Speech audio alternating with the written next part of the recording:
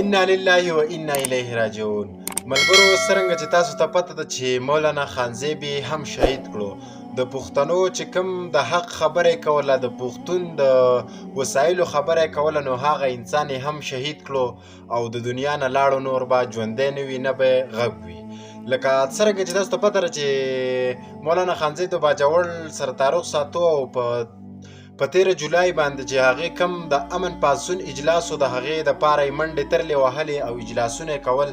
ځکه چې هغې په باجوړ کې امن قایمول غوښتل، په ټوله کې پیکې کې امن راوستل غوښتل، خو دغه ارمان یې پوره نه شو او ګور ته یې یوړو. خو ویلی کېږي دا چې هغه نن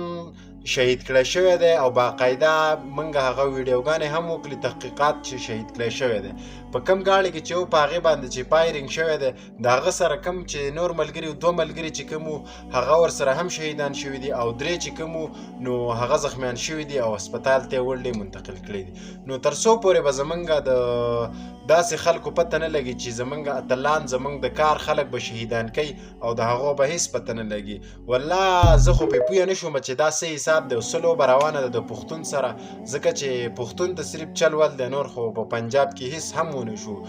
ځکه چې د امن پاڅون دپاره دغه 13 جولای ټاکلې وه چې په دغې باندې به موږ اجلاس یې کوو او امن به راولو، د حکمرانانو نه به امن غواړو. نو دغه خبره یې کوله، نو ځکه دغه لاړ خپل سر یې پکې هم وویلو. نو دغه انفارمیشن چې شیر کړل مې در سره، نو دا چینل در سره ضرور سبسکرایب کړئ او ویډیو د ملګرو سره هم شیر کړئ.